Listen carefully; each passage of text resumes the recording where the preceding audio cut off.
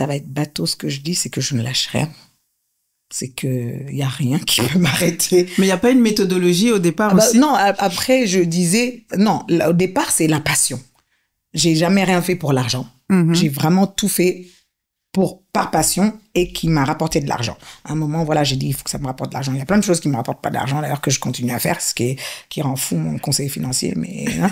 Mais je pense que sans passion, on peut pas. C'est tellement dur. Ouais. C'est tellement dur que n'importe quelle personne sensée lâcherait l'affaire. Et donc, du coup, je pense qu'il faut être un peu fou. Je suis un peu dingue quand même. Et comme tous les entrepreneurs, parce que c'est jamais rose-rose, il y a des moments où c'est vraiment dur. Il y a des moments où on a un peu de gloire, un peu d'argent. Et si on a de la chance, bah, ça continue. Sinon, c'est quand même bumpy road.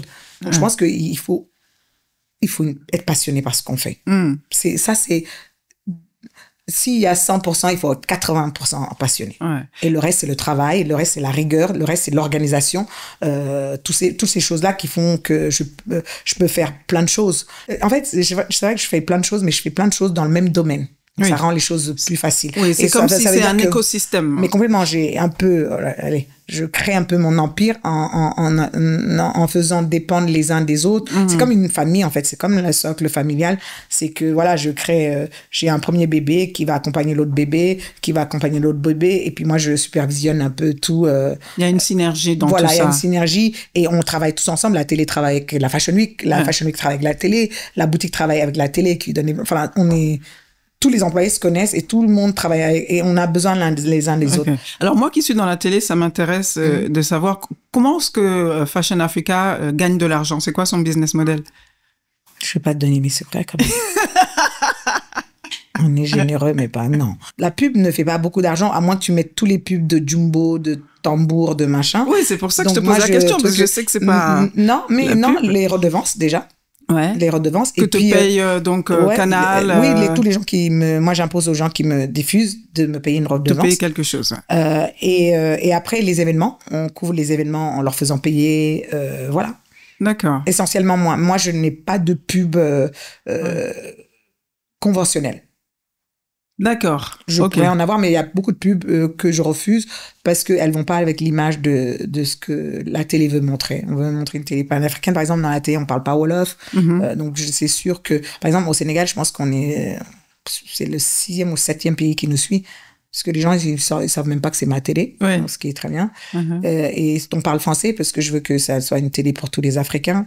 Puis, dans un mode, on parle pas beaucoup, donc les gens défilent. Non, au début, on montrait beaucoup de défilés. Maintenant, on a beaucoup d'émissions. J'ai regardé un peu. Oui, qui changent un peu. On donne la parole aux femmes, on parle de mode. Enfin, il y a un peu plus de prise de parole. Quel est le pays où vous êtes le plus suivi, tu dis? Je pense que c'est à Kin ou au Cameroun, les pays où il y a beaucoup de c'est plus l'Afrique les pays centrale. où le canal marche le mieux, en règle générale.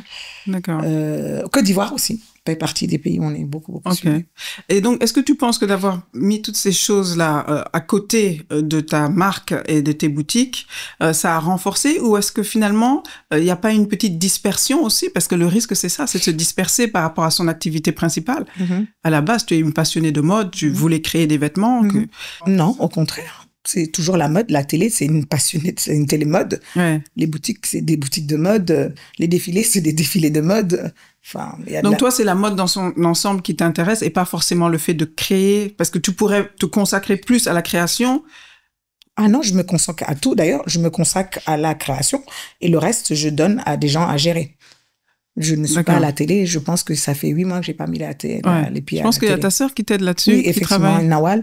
Non, je crée toujours, c'est ça ma passion. Mais là, j'ai appris tout de suite, très vite, que on ne met pas tous ses œufs dans le même panier. Et au contraire, c'est pas du tout une dispersion. Je trouve que les créateurs qui se mettent que à créer, si ça marche pas, ça marche pas et ils vont faire autre chose. D'accord. Donc c'était se diversifier. On a passé l'époque où on devait être une chose. Et ça, c'est très francophone. On peut être beaucoup de choses et c'est très bien. Et je trouve qu'il faut plébisciter les gens qui font beaucoup de choses. Et surtout qu'ils le font bien. C'est pas parce que je fais beaucoup de choses, mais en règle générale, quand même, tout ce que je fais, je l'ai réussi jusqu'à présent. Tu vois, 24 ans, c'est pas 2 ans. 10 ans, c'est pas 2 ans. Donc, je peux me permettre de dire, oui, non, c'est pas du tout dispersé. Au contraire, c'est de se diversifier. Se diversifier, c'est vraiment très différent d'être dispersé. Dispersé, ça a une connotation très négative. Se diversifier, c'est au contraire, avoir des branches différentes qui permettent de rester sur l'une quand l'autre tombe et de... Mais tout ça reste cohérent et ça te permet d'avancer. Oui, et quand bien même ce serait pas cohérent, parce que moi c'est cohérent, mais quand bien même tu es créatrice et que tu as envie de faire de la technologie, pourquoi pas en fait? Ouais. Je sais pas pourquoi les gens sont... on nous cantonne dans des choses...